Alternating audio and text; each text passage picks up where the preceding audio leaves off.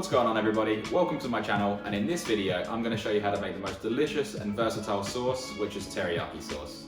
Teri in Japanese means luster or glazed or shiny, and yaki means grilled or fried. So teriyaki sauce is essentially a glaze that's applied to something that's grilled or fried.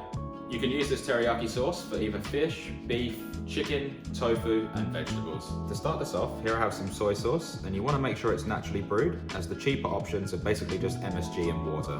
In a small to medium sized saucepan, I'm going to pour in 250 milliliters of this.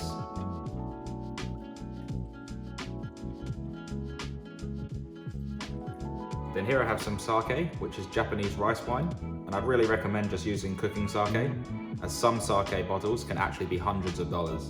We're going to add in 200 milliliters, but if you can't get hold of sake, you can substitute it for 1 part rice wine vinegar to 3 parts of water, and I'll leave all the details in the description below. Then here I have some Mirin, which is just a sweet fermented rice wine. We're going to add in 200 milliliters of this, and 65 grams of white sugar. So we'll then take this over to our stovetop, place it onto a high heat,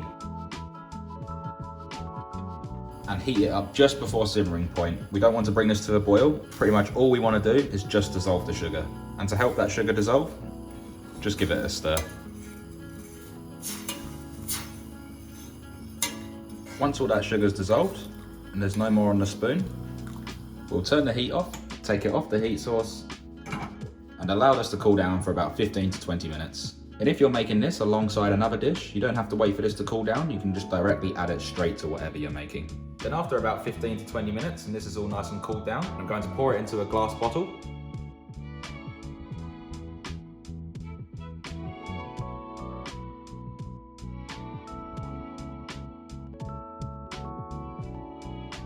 And you don't have to pour it into a glass bottle, you can pour it into any airtight container that you have.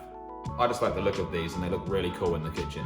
And before I stick a lid onto this, I'm going to allow it to completely cool down, and you can either store this in the fridge or just place it in a cool, dark space into your cupboard. And this teriyaki sauce lasts about 6 months, but I can guarantee you'll use it all before then. And teriyaki sauce is extremely versatile. You can pour it over beef, pork, chicken, fish, tofu, and even vegetables. And for the sake and mirin substitutes, I'll leave them in the description below. I really hope you enjoyed this video and I was able to teach you something.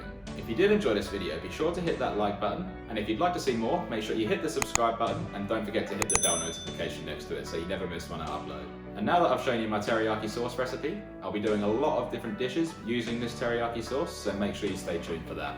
And let me know in the comment section down below, what is your favourite dish to have with teriyaki sauce? I hope you all have a fantastic day. Thanks again for watching. Bye for now.